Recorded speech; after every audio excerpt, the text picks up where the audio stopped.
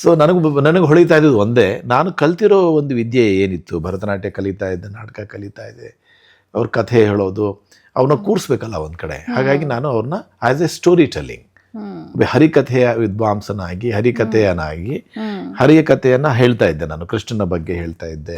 ಉದಾಹರಣೆಗೆ ನಮ್ಮ ಗೋವಿನ ಕಥೆ ಏನಿದೆ, ದಟ್ಟವಾದ ಕಾಡು, ಅಲ್ಲಿ ಹುಲಿ ಒಂದು ಕಾಯ್ತಾ ಇತ್ತು, ತುಂಬಾ ಆಶಾಗಿತ್ತು, ಅದಕ್ಕೆ ನೋಡ್ತಾ ಇದ್ದ. ಈ ಮಧ್ಯೆ ಹಸುಗಳೆಲ್ಲ ಒಂದು ದಿಂಡಾಗಿ ಸೇರಿ ಹೋಗ್ತಾ ಇದ್ವು. ಸೊ ಹೀಗೆ ಈ ಎಕ್ಸ್ಪ್ರೆಷನ್ ಜೊತೆ ಹೇಳಿದಾಗ ಅವ್ರಿಗೂ ಮಕ್ಕಳಿಗೂ ಹೇಳ್ತಾರೆ, ನೋಡಿ ಹಿಂಗ್ ಮಾಡಿ, ದೊಡ್ಡ ದಟ್ಟವಾದ ಕಾಡು, ಇದೊಂದು ಮರ, ಇದು ನೋಡಿ ಮರ ಹೀಗೆ ಗಾಳಿ ಆಡ್ತಾ ಇದೆ. ಆಮೇಲೆ ಈಗ ಏನಾಗ್ತಾ ಇದೆ, ಒಂದು ವ್ಯಾಘ್ರ ಹುಲಿ ಬರ್ತಾ ಇದೆ ಕೋಪದಲ್ಲಿ. ಅದು ಹೇಗ್ ಬರ್ತಾ ಇದೆ, ಅದು ಹೇಗ್ ಬರ್ತಾ ಇದೆ ನೋಡಿ, ಅದು ಹೇಗೆ ನಡ್ಕೊಂಡ್ ಬರ್ತಾ ಇದೆ, ಹೇಗೆ ಬಚ್ಚಿಟ್ಕೊಂಡ್ ಬರ್ತಾ ಇದೆ ನಿಧಾನಕ್ಕೆ, ಜೊತೆ ಮತ್ತೆ ಹಸುಗಳು ಹೇಗೆ ಹೋಗುತ್ತೆ ನೋಡಿ, ಮಾಡಿ ಮಾಡೋಣ.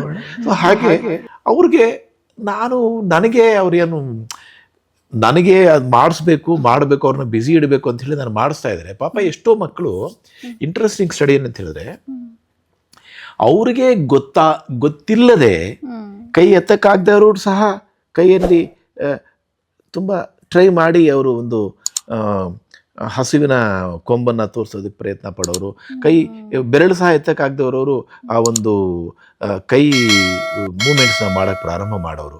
ಆ ಒಂದು ಆತ್ಮಶಕ್ತಿ ಅಂತ ಏನಿದೆ ನಮ್ಮಲ್ಲಿ, ನಾವು ಸೆಲ್ಫ್ ಕಾನ್ಫಿಡೆನ್ಸ್ ಅಂತ ಏನು ಹೇಳ್ತೀವಿ, ನಮ್ಮಲ್ಲಿರ್ತಕ್ಕಂಥ ಆ ಒಂದು ಆ ಒಳಗಿನ ಶಕ್ತಿ ಏನಿದೆ, ಆ ಶಕ್ತಿಯಿಂದ ಹೀಲ್ ಮಾಡ್ತಕ್ಕಂಥದ್ದು.